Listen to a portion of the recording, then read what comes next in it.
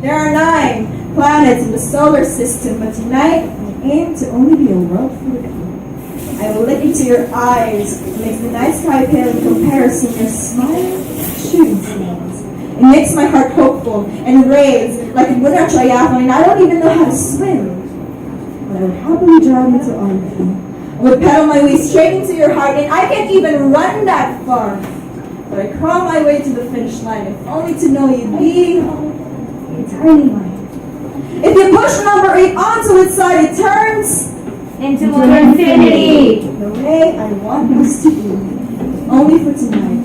But I will stretch tonight into lifetimes, collate every single memory in a moment, every gasp, every involuntary shiver, every goosebump, every single time lips press onto skin, every single time hands beat to place it hasn't been, every single time tongue touches the light, every single time fingers grip onto something, every single time God's name is whispered in vain, every single time. 7 is considered to be a lucky number.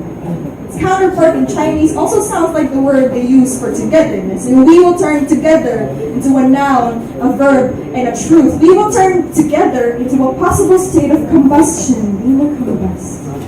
The fire within us will make its way and dance on our skin like embers, like twin spark. It will ignite. We will go up in flames and let the heat revolve as God created man on the 6th day. Up until now, I still wonder if I was the one who took from your ribs because I fit so perfectly. A well-written song. The lyrics and the harmony could exist separately, but together sounds cosmic. There are 5 fingers on each hand. And I wonder how something as human as hands be my salvation. When I look at your calloused and weathered hands, I know what comes with the idea that life took you by surprise at one point. But you're still here, fighting. And I realize that the space in between your fingers are reserved for the person who you'd fight with and fight for. And I'm not sure if that's me. As I slip my fingers to the tiny voids of your hands and I fit there so well, I start to believe that it is. The ancient Greeks believed that everything in the world was made up of 4 elements: earth, water, wind, and fire. And I'm no Greek, but I do believe we are made up of this, since you are as solid and as nurturing as earth, as comforting, as destructive as wind, as absolute, never changing as water, as volatile, beautiful like fire. I aim to be made of you.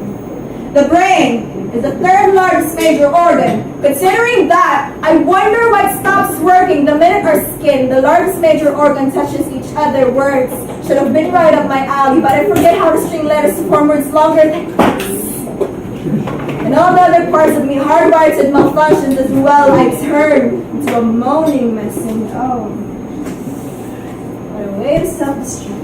And I will take you with me. Hold your hand against my own, entangle our limbs. We are 2 opposing poles of the same spectrum, but I would break all protocols just to be on your side, or perhaps halfway. Until the spectrum stops to matter, we are matter. We are something. We are anything that has mass weight. The gravitational pull of Earth into something. You have been my gravity for so long.